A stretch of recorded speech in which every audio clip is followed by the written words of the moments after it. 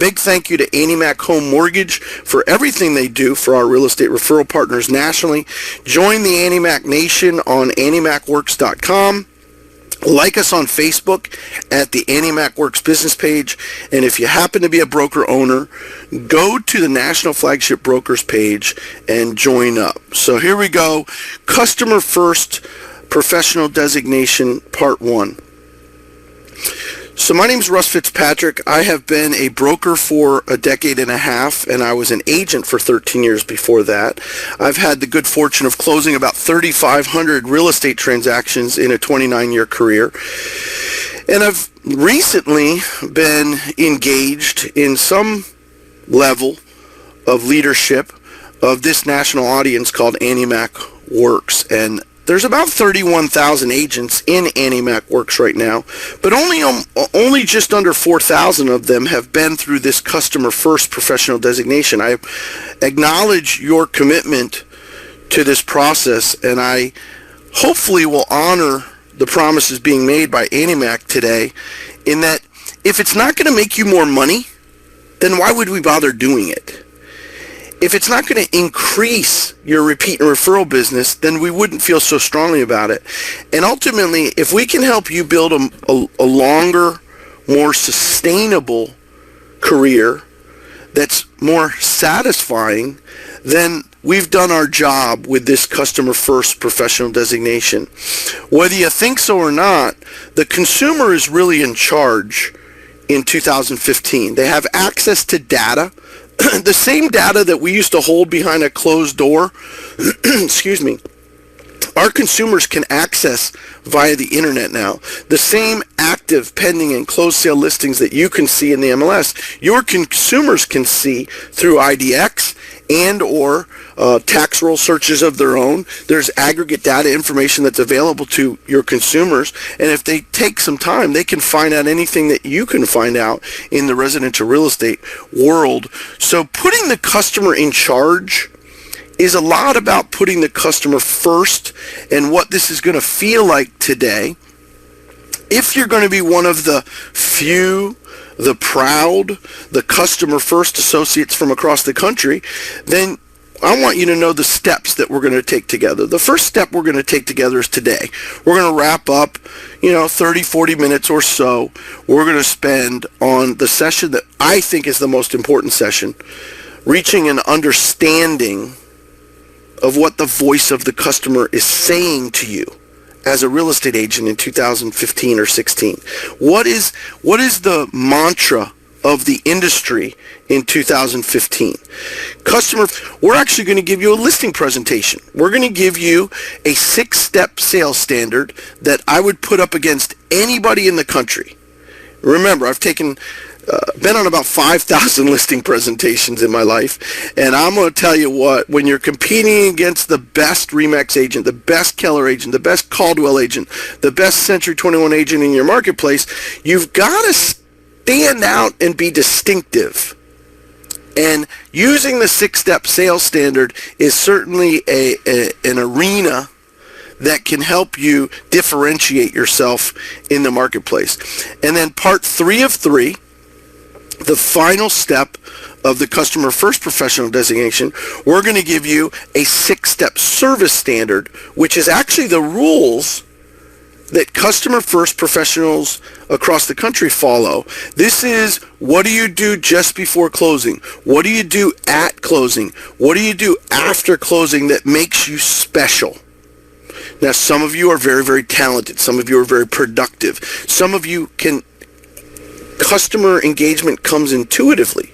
But for the lion's share of the real estate agents across the country, a particular bedside manner or a particular customer service acumen doesn't necessarily come intuitively. So we want to use guides like the 6-step sales standard, listen to the voice of the customer, and follow some rules about a servicing standard that can make that customer service experience more distinctive for the buyers and for the sellers that you serve. There's a website at the very, very top, and our team was nice enough to put it into the text chat as well.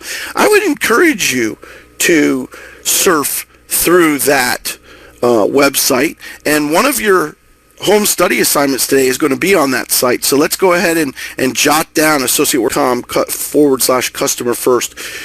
Last but not least, you can always go to AnnieMacWorks.com and access the Customer First portal as well. So when I say customer service,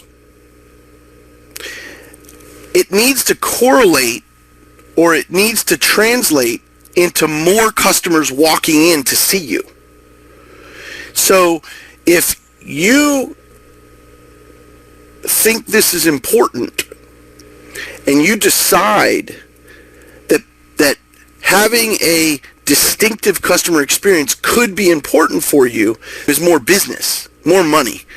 Now, Starbucks proved this, hands down, probably the best consumer engagement enterprise in the United States right now, proved that they can charge $5.50 to $7 for a $2 cup of coffee if they engage the consumer differently.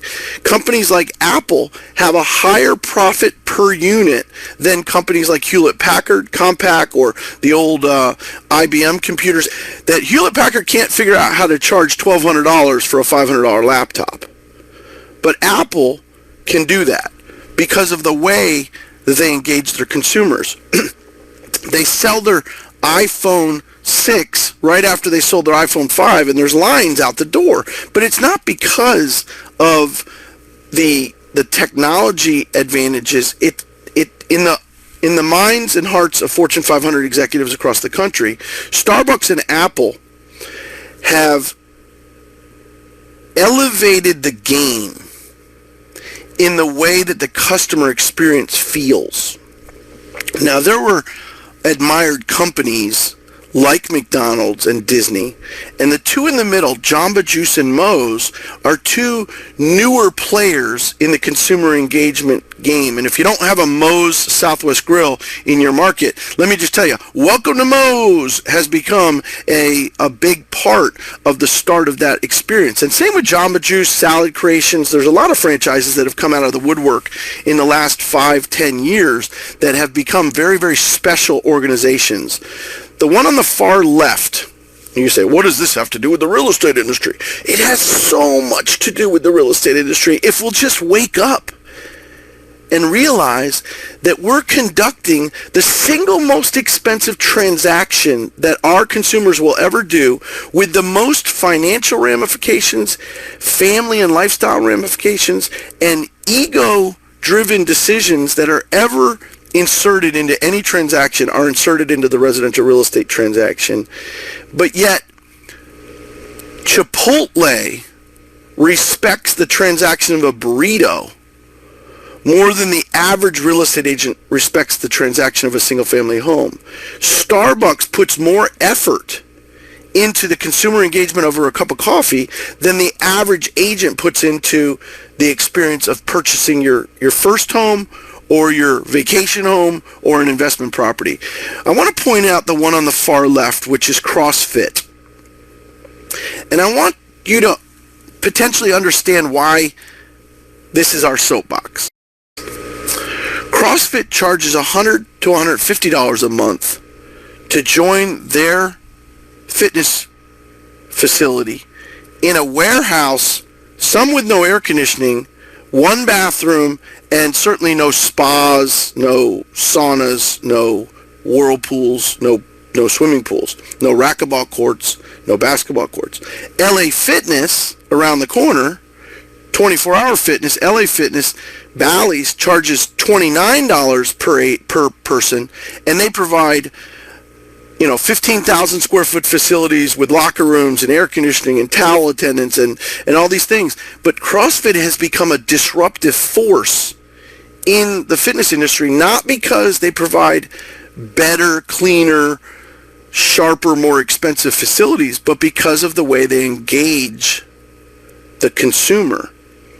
So maybe this is starting to ring a bell for how you could become a consumer engagement in your industry, a consumer engagement kind of a representative. And the last example is Tiffany's Jewelers. We all know that Tiffany's charges about at least 100% upgrade from a price standpoint for the same color, cut, quality, and carat diamond that a company like Jared or God forbid you go to a local jeweler, you're going to spend 100% more at Tiffany's for the same color, cut, quality, and carat than what you're going to spend down the street. But people will do that because of the experience of handing someone that little box, that their turquoise or Tiffany's blue box. Now, these are examples of America's most admired companies. And when we look at the residential real estate industry, this may be a soapbox, but I'm going to try to cut it quick because I don't want to run over on my time. I see franchisors, I see broker owners typically engaging the agent distinctively. So RE/MAX creates a system for agents. Keller creates a system for agents. Exit creates a system for agents. Realty World creates a system for agents. But in my humble opinion, as an observer of the real estate industry for 30 years, I don't think any of them are engaging the customer in a significantly different way. They're instead focusing their energy on the agent relationships, and then they're allowing independently contracted agents to go out and serve the public at large in any other haphazard way that they think is appropriate. So you're basically entrusting 1.2 million independent contractors in the United States with individualized consumer engagement decisions. That is the recipe for a broken, if not brittle, industry. You basically have independent contractors going out into the world deciding what level of consumer engagement they want to commit to with their customer. Reflection on the brand in the minds of the franchisors because they're independent contractors. Or it's not a reflection on the brand that one broker does it one way and another broker does it another way because they're independently owned and operated brokerages. So it doesn't matter that one of them is a fierce, competitive, aggressive, entrepreneurial leader and the other one is a mom and pop real estate shop that also puts our flag up. That's interesting.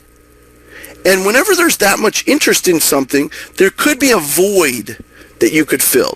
So the void that you may be able to decide to fill today is how could you use to the customer to follow some examples that are set by the best consumer engagement companies in America. So the challenge for you is, could you in fact be different in Phoenix? Could you be different in Lake Worth than the average agent? And what would that feel like? Potentially the most boring slide in the entire Customer First Professional Designation is this paragraph or a couple paragraphs that talks about what it means to become a Customer First associate. See, the argument exists that because of MLS searches in the internet, because every realtor can give the consumer the same thing, because everybody can put a house in the MLS to list it, that service is starting to look like a commodity in the hearts and minds of sellers. Well, I can list it with you for 4.5% and you'll stick it in the MLS and do nothing else, or I can list it with you for 6% and you'll stick it in the MLS and do nothing else. So there's a subsector of consumers that think that all realtors are created equal and all they're really going to do is put it in the MLS. There's a subset of consumers that thinks that all realtors are equal and they're just going to search for homes and take me out and show these houses. Some consumers even think the less they talk, the better. I don't really need them to point out the Bosch dishwasher or the Hunter fan. I don't want my realtor to point out every feature, advantage, and upgrade in the house. I would rather just walk through the house on my own. If the realtor wasn't even there, that would be fine because they're just a commodity anymore. They don't bring any value to the equation. That is a big part of why Customer First is an opportunity for us. Because if you look at the fitness industry, the financial planning industry, the healthcare industry, consulting industry, or the real estate industry, we have an opportunity to create a customer engagement environment.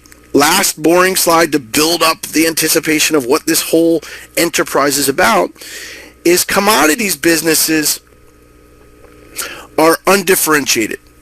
So when I go to the marketplace to buy coffee beans, you have to really try very, very hard to convince me that the Colombian coffee beans, the Honduras coffee beans, they're all a little bit different, but you have to get really down to the nuance to understand on a granular level why that commodity is different from each other.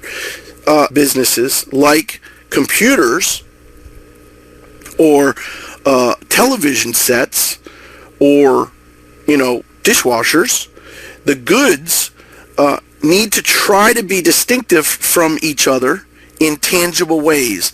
More lines of clarity, faster processors. You've got to find ways to create distinctive advantages in these tangible items. But you're in the service business. See, the service business charges for activities that you perform. So he does his search in the MLS, he meets me here, he drives me over to these houses, he negotiates the contract, she writes the contract, and she manages the transaction at closing. Those services business have an opportunity for you to be distinct in your customer service while performing those tasks. Well, in blue at the bottom, and this gets really corny, guys. We don't know each other enough for me to be corny. But in experience business, like Jamba Juice, like Starbucks, like Apple Computers, an experience business like Tiffany Jewelers isn't in the services or goods business. They're in the experience business. So companies like Ritz-Carlton, companies like the Disney Corporation, companies like Moe's Southwest Grill or Chipotle, to become an experience for the feelings that the customers get by engaging in it. Now, if that's not important, you're going to get beat. You're going to get beat by somebody who knows it is important. So you can keep trucking along performing services, or you can recognize the hierarchy of consumer engagement. Every real estate agent that's ever closed a transaction had a level of trust that they established with the consumer, that the consumer felt good enough to trust the realtor with their most expensive transaction.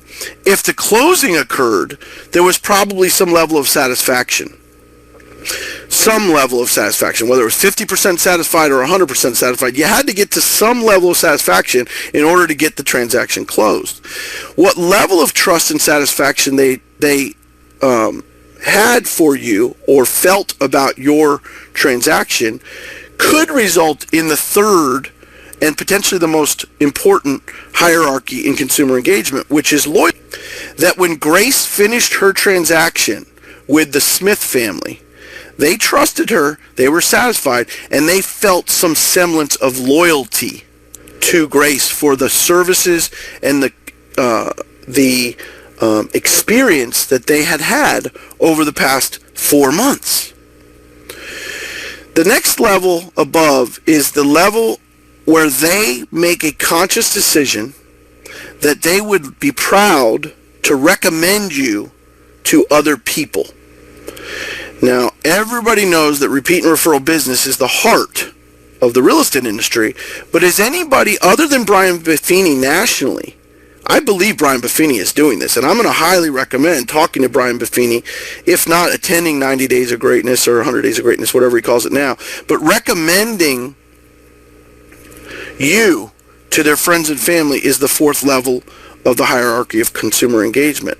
Now, the last two are a little different, and I want to take a second to illustrate when a consumer is willing to argue that Grace is the best realtor, or that you are willing to argue that you transcended typical trust, satisfaction, loyalty, and recommendation, and you've become a force in the marketplace because your consumers are going to argue with their friends and family that you're the best. I had one client, and I'll never forget her.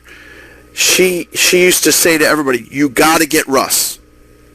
That was her tagline. In fact, I used that tagline for 3 or 4 years after she had coined that phrase. And she would say to her friends and family, "You got to get Russ. You got to get Russ. You have no idea, Realtors." And that was her way of arguing. Have you ever been in a room where a Starbucks coffee drinker is arguing with a Dunkin' Donuts coffee drinker of which one's better? That's that interesting level that you get to when an Apple computer geek is arguing with an HP geek that that Apples are so far and away better. That's when you've transcended typical recommendation, loyalty, satisfaction, and trust. And then the very, very last one, I'm going to use Harley Davidson as a iconic American brand that has this excited and proud followers, where they go ahead, not because, hang on, listen to this, not because the auto dealership stuck the sticker on the car when they sold the car, but because the consumer went out and bought a sticker to put on their car. I know that's, pretty simple. Or that Harley Davidson sells a $35 t-shirt that advertises their brand, and their consumers are buying them up to wear them. Harley Davidson is an iconic American brand that's reached that position of excited and proud to use their product. Engagement is about the warm and fuzzy side of our business. It's not about the IDX exchange feed. It's not about the way that you write your contract. It's about the way that you communicate what you're writing. So traditional battlegrounds in business, and we're almost done with the lead up. Traditional battlegrounds in business have always been price, quality, and service. Price, quality, and service. But engagement is becoming the new battleground. Executives are finding that the winning differentiator is no longer product or price. Now, I'm sponsored by Annie Mac Home Mortgage all over the country, and Annie Mac Home Mortgage sells mortgages. Could it be argued in 2015 or 16 that the pricing of mortgages is pretty similar across the board right now? I mean, we're so low right now, 3.12, 3.4, 3.6, whatever it is, that, you're not seeing huge swings in interest rates. Products, since Dodd-Frank and since the foreclosure pandemic in the United States, the scope of products is relatively similar across the board. Although Annie Mac has introduced some really cool jumbo products, Annie Mac has introduced some new self-employed products where people can use bank statements to use their income to qualify rather than tax returns. Annie Mac has done a fantastic job in their CTP lending division with people who want to build a house on their own lot. They've done a fantastic job with renovation lending if you've got a particular consumer that needs to buy a house and fix it up. But products in general are all pretty similar across the board. And then service. How many times can a loan officer tell you that they'll return your call on Sunday nights at 8 o'clock at night? Well, so if price, products, and services are about the same, then the level of quality of the way that they service you is got to be the distinctive advantage. And I think Annie Mac has done an exceptional job there. But can you see how Fortune 500 executives are being forced to say, well, I can't just keep dropping my price. I can't just keep upping split. I can't just keep speeding up our technology. I have to look at another battleground to beat the broker down the street, to beat the agents that I'm competing against. So we're going to give you a couple of steps that you need to consider. You don't need to follow, but I think you should consider them. And if we decide together that you would like to follow these opportunities, then let's get to know each other better, because our goal is to create an exceptional group of service providers, follow a particular code of behavior. I think Fortune 500 caliber companies require that their employees follow a particular code of behavior. I don't think they let 1.2 million independently owned and operated contractors decide on their own how to be. I think that they require that there's a standard code, right down to the way that the package is made before you go on a listing presentation, right down to the post-closing drill that occurs after a closing. This standard that defines professionalism in our industry, and the effort that's put in is meant to create a distinctive customer experience for the buyer, for the seller. And there's a quote there that says, if RE/MAX vision was driven by the aspirations of its customers, that RE/MAX would become the consumer engagement enterprise. If Clanker's vision was driven by the aspiration of its customers. The very, very last thing I want to say here about this opportunity, before we go into the steps and the assignment, is that potentially the biggest challenge in the real estate industry specifically is that Coldwell Banker's customer is the realtor. RE/MAX's customer is the realtor. Century 21's customer is the realtor. So those companies are driven by a vision of the aspirations of their realtors, not necessarily the aspirations of the buyers and the sellers. Now, there's been some moves in the last 5 years to focus more on the consumers. But you as an individual agent have an opportunity that is greater than you might think in your local market. And it starts with step one.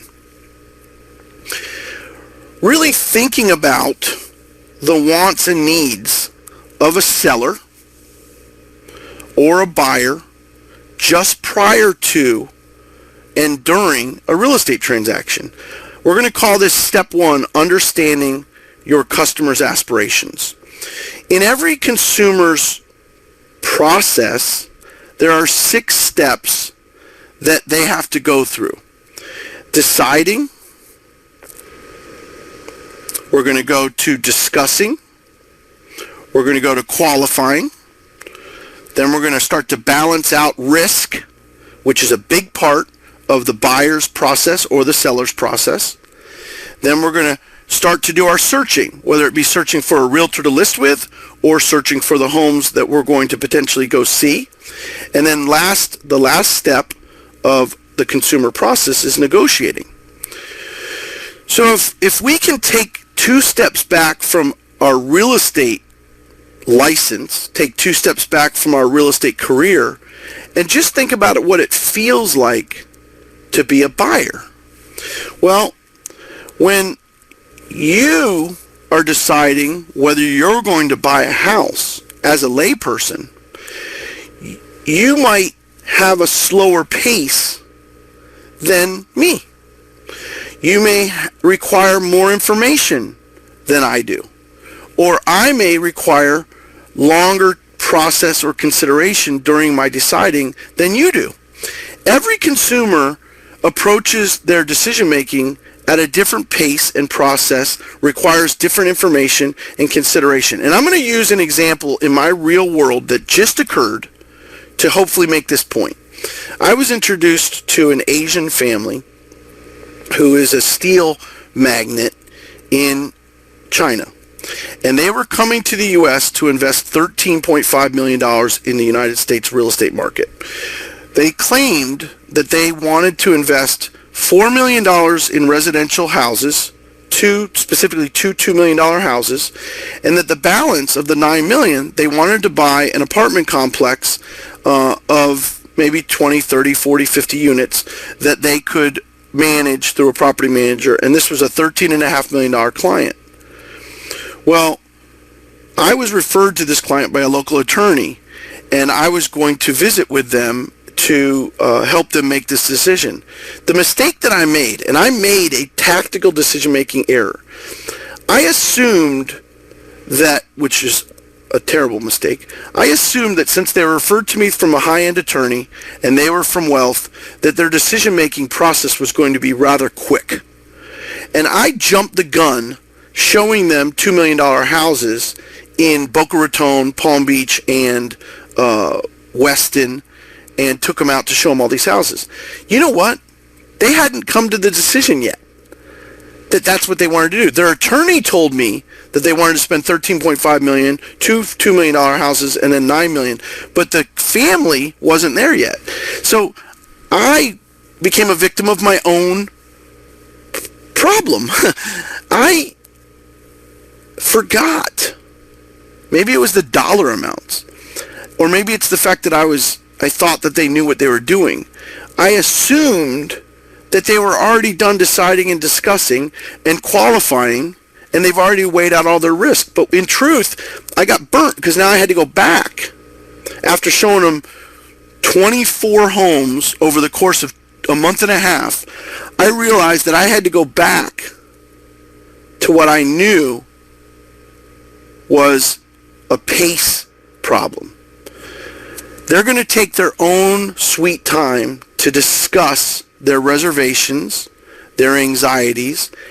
In their culture, their own sense of privacy or ego was a greater stumbling block than what it might have been for another family. They particularly had reservations about the process. How do you qualify a $13.5 million buyer? Do you realize that whether they're a $130,000 buyer or a $500,000 buyer or a $5 million buyer, that every consumer feels exposed, feels that you're getting into their business, feels like some of them don't have a transparency related to their finances. They don't want to be transparent about their finances. Maybe they had a stumble in their credit 2 years ago, 3 years ago, 4 years ago with a short sale or a couple of short sales. Even though they're wealthy, they still might have got involved in some real estate transaction that they feel anxious about or embarrassed about. And here you bulldoze in. And I'm not pointing you out, but some realtors just bulldoze in. Have you been pre-qualified yet? And they don't realize that the consumer has a sense of vulnerability or feels anxious or embarrassed about that qualifying process. So these steps, is it fair to say that a consumer has to balance out whether they're making the right decision? Am I really buying a house in the fall of 2015? Am I really going to buy a house or sell my house in the summer of 2015? Is this the poor strategy for me? So you're weighing out these risks.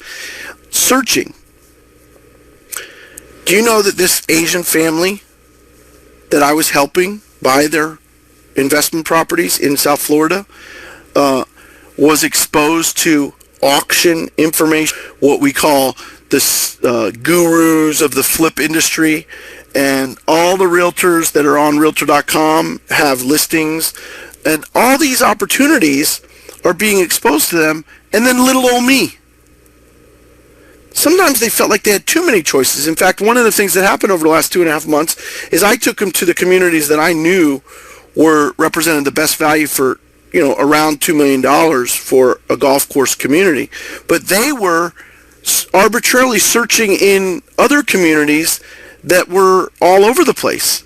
Is that fair for a buyer to do? Yes, it is. And we need to understand that even though the guy's a $13.5 million buyer, that he probably hasn't done that many residential real estate transactions in his life.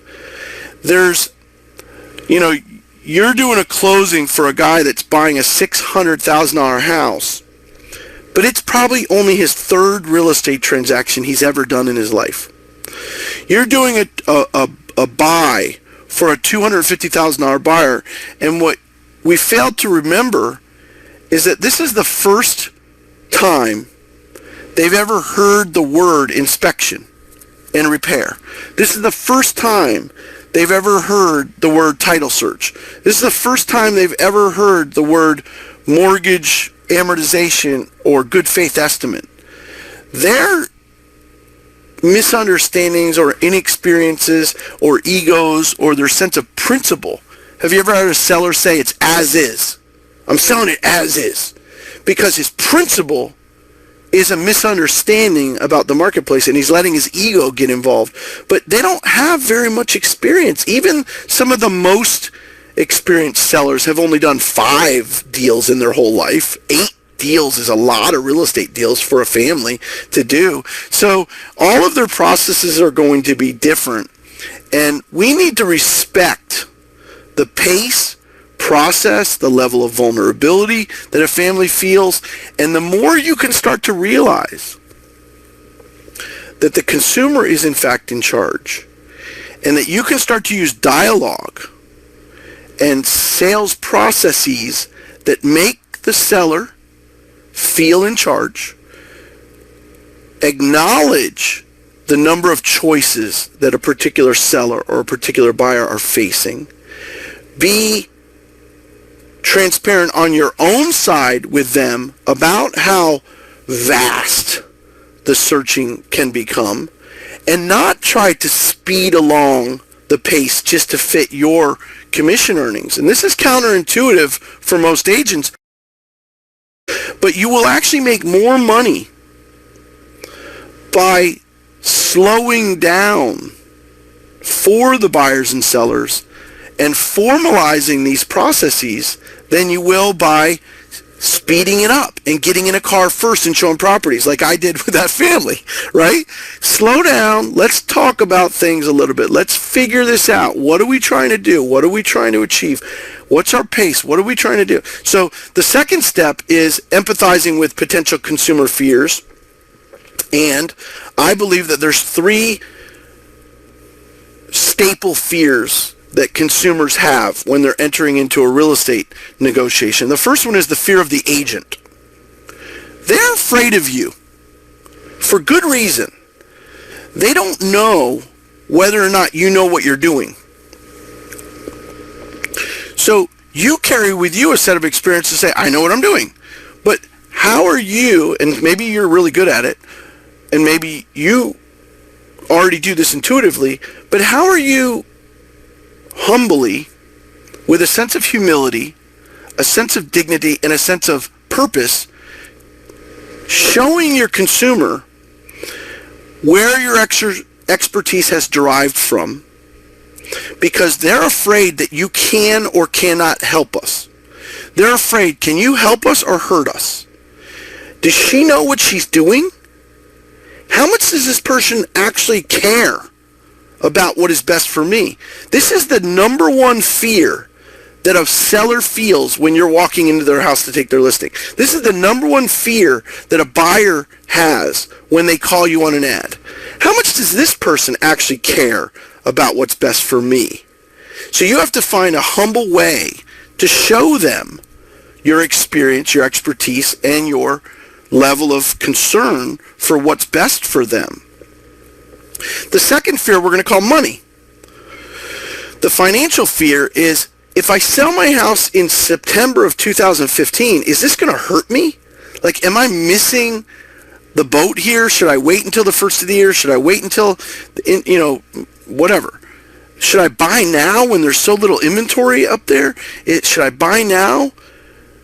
Am I going to make a mistake? Is this the best possible time for me to do this? Imagine if you were buying a house in the end of 2015, let's say, and you kept hearing that inventory of move-in ready homes was at an all-time low, and the pace of the market was moving up in price, and you just had this feeling that there wasn't that many products to choose from. Would you be apprehensive? Could you feel like there could be a fear that you make a wrong decision? Let's just rent for another year. Let's figure this out next year when things settle down a little bit. Should I be waiting for the perfect house, or the perfect time, or the perfect deal? This is the second largest fear that buyers and sellers face. And when does that fear creep up the most? Just when they're getting ready to write an offer. Just when they're getting ready to finalize that deal. That's when the buyer's remorse sets in. Did I really look at enough houses? Did I really look at enough subdivisions? Do I really know if this is the right time to do this deal? And then the final fear has to do with the agent, but a different type of fear with this agent. And I hope you'll hear me on this one. There's a few people who are online today that are really good salespeople. And you know what I mean. We call him Slick Willie, right? He's so smooth. This agent is so smooth, so likable, so friendly, so magnetic, so charismatic. And the seller develops a fear called the bulldozing fear. So if you're conscious of the consumer's aspirations and you're conscious of the pace and process and vulnerabilities and transparencies that consumer's feeling, and you're front and center conscious about their fears about you as an agent, about their money, and about them feeling bulldozed by you. Am I going to get caught up in this situation? This agent's pretty slick. Is this momentum going to move too fast for me? This person is a very good salesperson. Am I going to get bulldozed here? If you've ever had a buyer go cold or a seller go cold, right in the heat of things, it's because they're feeling bulldozed and they're having fears about their money and about you as an agent, or they're having anxieties about the type, their decision making. So making that a part of what you're going to talk about with your consumer in the beginning is important. So now we're going to go to step 3, which, remember I said at the beginning, I think this is the most important module. How you do it is what we're going to deal with in module 2 and 3. But why you do it is what we're dealing with here. And what you're going to do is you're going to make a business decision to address those aspirations and those processes that the consumer has to go through, to address up front the potential fears of your customer. And I'm going to say this with 100% conviction, that you're going to begin with a presentation. Whether it's a listing opportunity or a buyer opportunity, a professional presentation is the elixir for rapport and credibility. It is the magic potion for addressing the consumer aspirations and addressing the potential fears. What did I do with the $13.5 million buyer that was referred to me by one of the biggest attorneys in the state that said to me, Russ, I want him to work with you. I need him to work with you. I know you're a smart guy. I really want this family to work with you. And what did I do? I took him right out and showed him houses. I'm a 30-year veteran idiot. I'm not a 2-month veteran idiot. I'm a 30-year veteran idiot. I got beat by my own mistake. What I should have sat down with is go over their process, go over what they're trying to achieve, go over their potential concerns, and a timeline. So here's what we're going to challenge you to do if you're going to be a customer-first real estate agent. I'm going to let you know that the most rewarding consumer experience begins with a thoughtful consideration of everything that is a concern to you as a real estate agent and to them as a consumer. If you engage a top agent, you're going to find that they actually push the clutch in, they really slow down, and they want to have a formalization of the process at the very, very beginning of the relationship. Formalizing the process gives you the time to start to define the priorities that this family has, to start to understand what they believe the timeline is. What do they want the timeline to be? What are they hoping for? What are their intentions? Here's an interesting one. What are the experiences that they bring to the table, and what experiences can you reveal about yourself and your knowledge and your experiences that can help them feel that you're the right person for this. The underlying achievement of the presentation is rapport, mutual respect, for you to gain an understanding of what they're trying to achieve, and ultimately to reach mutual appreciation of each other. Agents that earn less than $60,000 a year are notorious for telling me that they don't use presentations. I don't even do a listing presentation. I don't even do a buyer's presentation. I just go out and show houses, and I've been successful, and I'm doing good. You're making 40, 50, 60. You're not doing good. And agents that are making under 60 are the ones that are always telling me over and over and over that they don't need to make presentations, that they don't want to take the buyer into the conference room and go over the area maps. They don't want to go over the school maps. They don't want to go over the subdivision maps. They don't want to go over mortgages. They don't want to go over, the processes and the timelines. That they really just feel more comfortable meeting the consumer out at a house and showing them the house to learn everything they need to know about the buyer. And conversely, agents that make over $100,000, $150,000, $200,000 a year are the ones that are always telling me that they fine-tune their listing presentation one more step, or they've added this component to their listing presentation, or they've added this component to their buyer side presentation. So please don't rail me for belaboring the point, because in Module 2, we're going to go over a 6-step sales standard. And that is the formal presentation that consumers deserve when they're making their largest economic transaction of their life. So I'm going to give you a homework study, a homework assignment, and then we're going to leave you until Module 2, which is the 6-step service standard. Part 1, assignment. Here's your homework assignment. And I just went to associateworks.com/customer first. I went to this website and tested it, and believe me, it's a jewel. It works perfectly. You're going to go to the website, and you're going to download the Customer First Past Customer Survey, the Customer Satisfaction Survey. You're going to personalize the survey. You're going to send this customer satisfaction survey out to 5 customers that you've had. I always get asked this. Well, if I'm new and I haven't any customers, do I have to do it? No, you don't have to.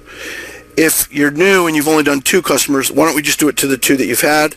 If you're an experienced agent and you've had 5 closings in the last month, let's do those 5.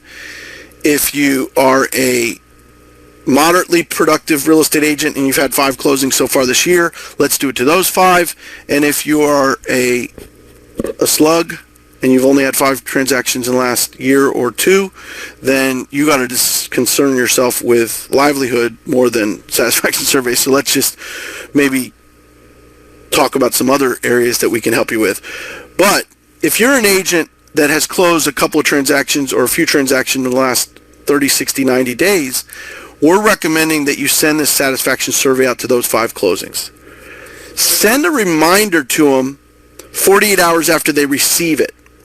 So if you send out the satisfaction survey, you're also going to send them out a reminder if you didn't get it back. Step 4, even if you have to call the consumer on the phone or send them an email, ask them if they wouldn't mind taking that moment to fill that customer satisfaction survey out for you, because your broker's running a contest, or you really need to get these satisfaction surveys back, and you'd really appreciate them taking a few minutes to review the satisfaction survey. So then we're going to use this evaluation, and I put optional here, because if Janet Krause and I are new friends, then I'm going to say, hey, it's optional. Send this evaluation survey out to all of your closings from now on. But if Janet Krause and I are an employee-employer, like a Fortune 500 company, it's going to be required. Like, I'm going to say, every single client that we have a closing with has to get a customer satisfaction survey at closing and sent to them in the mail following their closing with a reminder and a call to say, please fill out your customer satisfaction survey, because that's what Fortune 500 companies do. So I'm just going to show you the components of the customer satisfaction survey and let you know that it's available for you online, free from charge, and you can use any of the different formats. And I'm going to show them to you right now, and then we're going to wrap up. There is a beautiful cover letter from a third party asking for their feedback. There are sections to the customer satisfaction survey related to professionalism and expertise. There is a section in the customer satisfaction survey entirely about you and your professionalism. There's a section in the customer satisfaction survey about ethics and customer service. There's a section in the survey about facility and resources. When you visited the office, when you were in the conference room, when you went to closing, how did the technology feel? How did the facilities and resources feel? Now, I'm going to show you where you can get this on associateworks.com/customer first. Watch the little bouncing arrow come in. You're going to see 3 different versions of the satisfaction survey, and all of them work perfectly. I just tested them this morning. There is a satisfaction link, which is an online version. The online version is easy for a customer to do. There's an Adobe PDF version, which is basically a hard copy, so that you can hand it off to a consumer or mail it to a consumer or even email it to a consumer. But when you're using a hard copy, they have to fill it out and then scan it back and send it to you or mail it to you. So that's kind of a pain in the neck. And then last but not least, the one that the arrow's pointing to is a Word document. Listen carefully. The reason I'm providing you a Word document of the customer satisfaction survey is, number one, so you can personalize it, so that it can say Jason Bryan on it. Maybe you can add your logo to it. Maybe you can even put your picture on it. But any way that you'd like to personalize the customer satisfaction survey is free for you to do.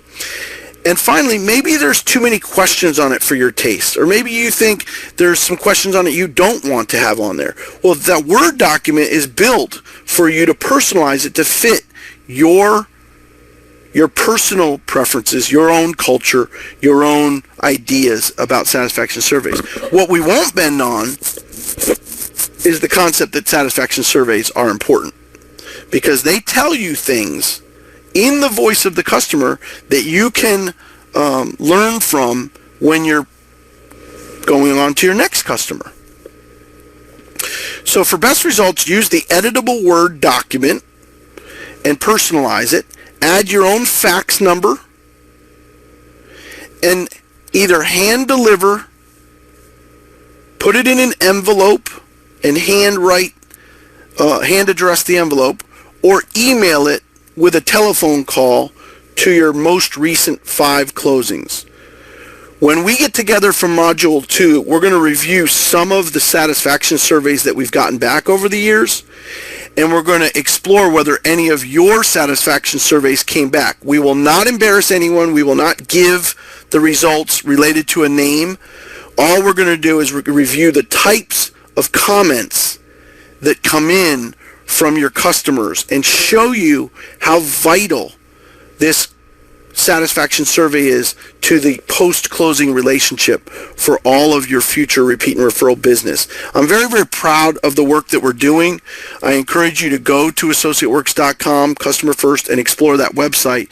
So I'm going to end our relationship here today on the Customer First credo, which is Customer First means that I put my customers' needs in front of mine. That my long-term success is rooted in relationships which I serve towards their goals, not mine. And by putting my customer first, it ensures my success and the continued success of my brand or my organization. I am proudly a customer first associate. Imagine if you started every relationship with the sentiment that you understand that their goals are more important than yours, that their aspirations are more important than yours, that their fears and concerns are more important than yours, and that you're the type of real estate agent that puts their customer first, and that this is how you do that. It's a game changer on your next listing presentation. It's a game changer with the next buyer. We're only putting this series together to help you make more money, to help you with your repeat and referral business, and help you have a longer, more sustainable career. If you decide to come back for part 2 of 3, we're going to actually review some of those satisfaction surveys, and then we're going to get straight in to the 6-step sales standard, which is the presentation itself. And then we're going to move to part 3 of 3, which is the 6-step service standard, which I'm very, very proud of. If you were my employee, I would require of you that you follow this system so that we can all make more money, have a longer, more sustainable career, and have a higher level of customer satisfaction. So if you're going to come back, we'll see you on Wednesday at either 10 or 2. If you're on the on-demand library right now, you can follow up on part 2 right away. But I do recommend that you finish your satisfaction survey assignment before you move on to part 2 of the 3-part series. One last big final thank you to Annie Mac Home Mortgage, Christine Beckwith, Paul Zinn, Jimmy DeLay, Ryan Cuby, Terry Santiago, Tom Mills, all the great branch managers across the country, including John Sickles out in Arizona, and our friends in New Jersey as well. Big thank you to Joe Panabianco at Annie Mac Home Mortgage. If you have never done a mortgage with Annie Mac Home Mortgage, reach out to them for a distinctive customer experience. We will see you for part 2 of the Customer First Professional Designation